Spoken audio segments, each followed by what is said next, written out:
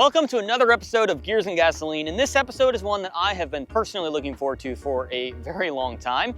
And it is not our track tested series where we take a car and compare it with other cars at VIR with a professional driver, because you got the Temu version right here. I'm driving my Honda Civic, and I'm also gonna drive it against my Honda Civic. And we're gonna see which one is faster at a head-to-head battle here at our local home track at VIR. Now it is very cold here, so conditions are not necessarily going to be representative of what we've done in the past. I've already tracked this car here before. It will not be as fast as that because it's very cold, like very cold. So not ideal, but I can't wait any longer. I got to see which one of these cars is faster here. I know I like this one on the street better, obviously, but is it faster? Is it slower? It makes a whole lot more horsepower, but it's also heavier. So I don't know. Comment below, which Honda Civic do you think is faster?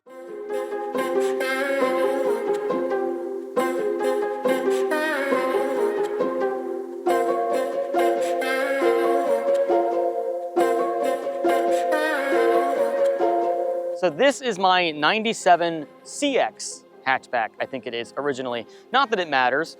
We've done a ton of work to this car over the last 6 years or so, and all of that is documented on our YouTube channel. So if you want to see more in depth, you can check it out there. But the basic gist of it is K24 swapped out of a TSX. So it is a 2.4 liter 4-cylinder, naturally aspirated. We have a Civic Si RBC manifold with an 80mm throttle body, absolutely massive intake, which sucks for throttle control, but it does give it more horsepower. It makes about 230 to the wheels. But the really trick thing, you can't really see the transmission. We have all custom gearing. It is Gear X gearing, close ratio gearbox. I am gear limited to 135 miles an hour, but we're making the most out of the horsepower that we have by having that close ratio gearbox. A lot of custom work done in here, obviously. We've got a tilted radiator set up to help with the cooling with the PWR. There is an under tray on here for aero.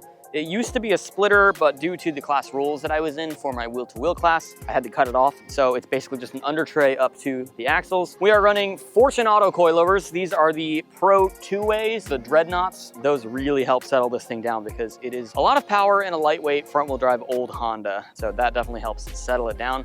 It is also wide body on the front, you'll notice. This is like a drag racing front end. Widens it, I think, 2 inches on each side. And that allows me to fit on some 265/35 18s on the front of this car, which obviously the chassis was never meant for wheels that big. It is a hassle having wheels this big, but it is really nice for the added traction. In the interior, well, there is no interior, completely gutted, including the dash is just a flat sheet of metal. Got the acuity shifter, which puts that shifter right near your hand, which is nice. Roll cage is an 8-point roll cage because of the wheel-to-wheel class that I was running in. So obviously, you definitely want to be safe. And yes, I have had an accident with it, and yeah, it probably saved my legs. Over in the back, yeah, I got a wing on a front-wheel drive car. Why would you put a wing on a front-wheel drive car? Well, if you have some downforce in the front with the under tray, you need to balance it out with a wing on the back.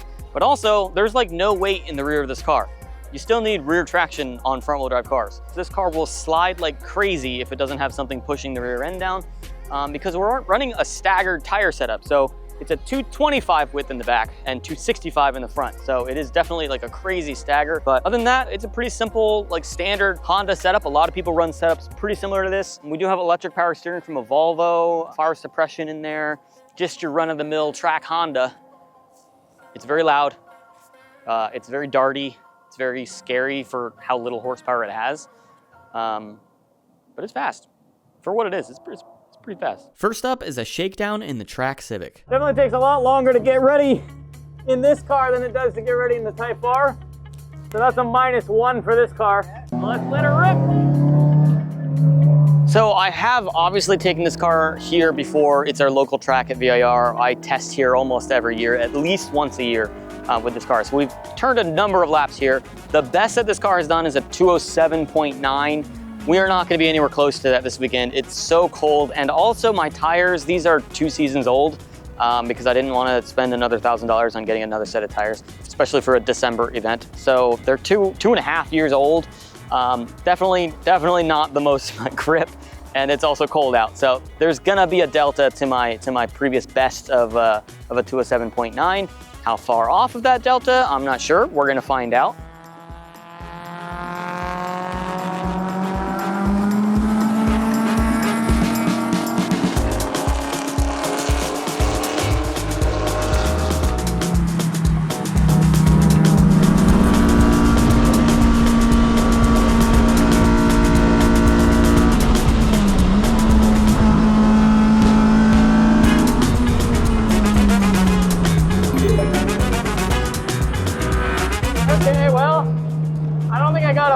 happen there, but the car doesn't feel great.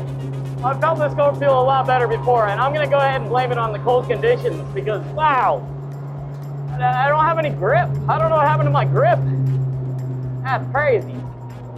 Well, it's very cold. I'm still very cold, and my rear tires got to 65 degrees, so not ideal scenarios by any means. The car does feel kind of dicey. Yeah, it feels kind of dicey. So maybe it'll warm up a little bit later today, so we'll see if we can get a little bit better out there, but I did have traffic. I don't think I had a clean lap. I think my best time was like a 2:14, which is 7 seconds off of my best, so clearly we got some ground to make up. But there was a good amount of traffic and it was cold, so I'm gonna use those two excuses and put those behind me and move on to the next session and see if we can get that time down to be a little bit more representative of what this car can do.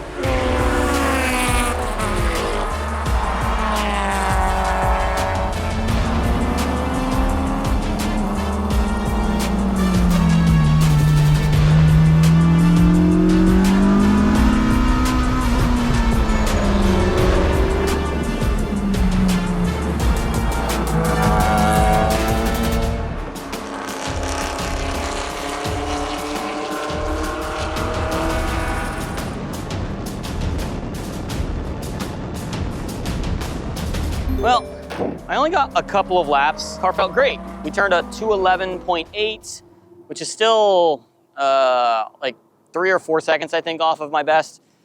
Given that it's super cold out and I'm on 2.5-year-old tires, that probably explains that delta to a degree. So that's a little unfortunate, but we only have so many sessions here at this track day. So I'm gonna park the EK for now. We're gonna get in the CTR. I'm gonna get out of the race suit because CTR is chill.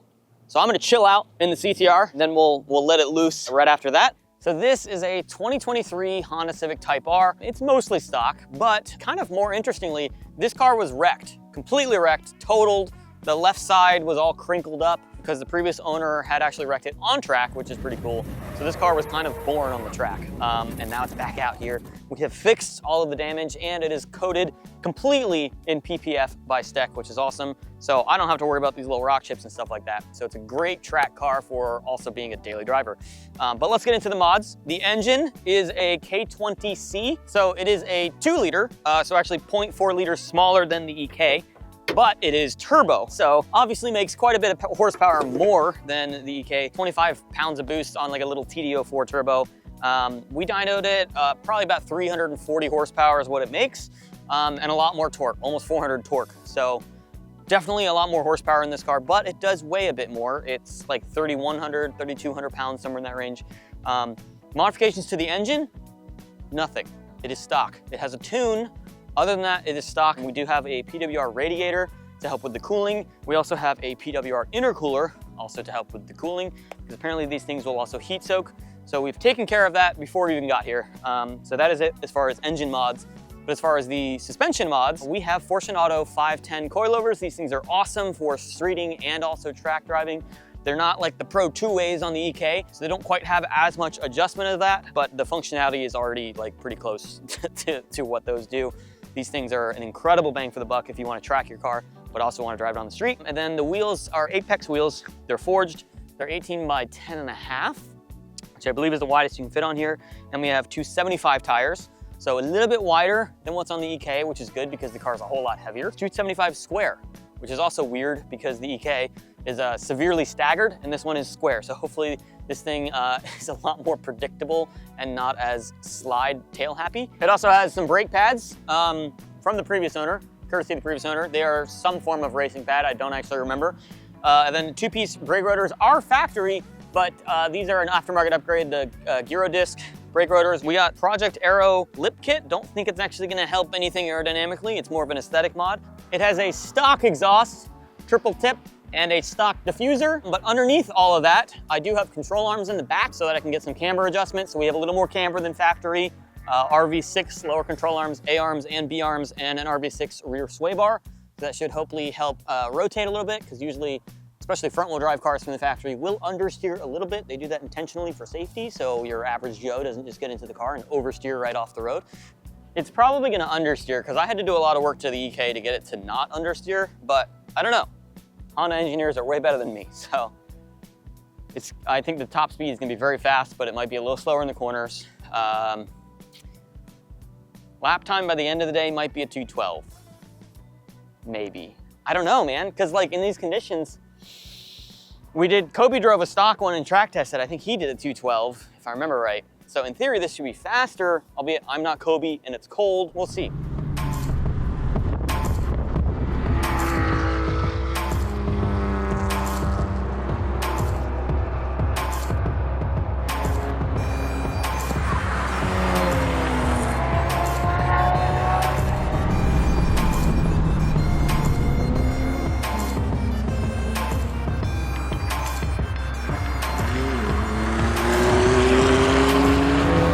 It's amazing how different this Civic feels from my other Civic. I can really feel the extra weight of this car, but having extra horsepower is an incredible feeling. I'm spending more time on the brakes since I have to slow down a heavier car from a higher speed, but I've found that I'm making that time right back up in the straight sections of the track. So how'd you do? Well, this car has a cool new feature. What's that? It doesn't stop. It just keeps going. Yeah, I see that. Well, that sucks. I lost my brakes right at the wrong time. Right on my lap, but you know, yeah, that's unfortunate. So brake pedal here, you see that? Yeah. And it goes all the way to the floor. All the way down. And now I lost my phone. Initial driving impressions of the FL5 Civic Type R. It feels heavy. It feels very heavy, albeit that is in contrast to the EK, which is 1,000 pounds lighter. It definitely feels like it's more of a game of managing weight shifting in the car, while as in the EK, it's more of a managing rear traction. But in this car, it's more of like going up the S's. It's like, okay, where is the weight center right now? Like kind of where is it loaded up? It's kind of slow to change directions. The EK will change directions really quickly from left to right. This car kind of takes it a minute because it's a lot of weight to kind of move around. I definitely feel that. Like compared to probably a Corvette or a Mustang, it's like nothing. But I am used to very light cars, and this is not a super light car. So it's a new experience for me, but it doesn't feel as fast as the EK. But maybe I just need to figure out, once I figure out how to place the weight, maybe we can start getting it faster. While Mark bleeds the brakes on my Type R with some fluid that can handle proper track temperatures, I made a new friend, who just so happens to drive an FL5 Type R, and he also just so happens to be named Ben. Hey guys, Ben here with the Point Buy Patrol, out here at Virginia International Raceway. This is my 2024 Honda Civic Type R FL5. What we've got done to this is a Stage 1 4-piston engine, 271 Curo turbo, Remark exhaust with an Innovatig catless downpipe. We've also got upgraded radiator as well as a PRL intercooler.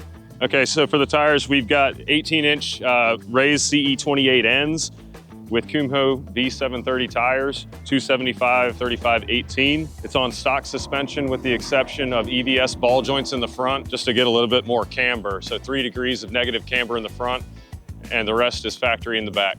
This car makes roughly 375 to 380 horsepower. Several fast cars out here, but the Type R can certainly put a hurting on a lot of the guys that are out here with different types of cars. I've passed a whole bunch of different vehicles that you never would expect a Type R to pass. These are completely different now that they're turbocharged models, and I have to say that these things pull like a freight train, and I mean, they mean serious business. And the old cars, they were a ton of fun. You could throw them around all over the place. They were really light. These tend to be pretty heavy, so they don't really compare. I can't really draw a comparison between the two, aside from the fact that they both say Honda on the front.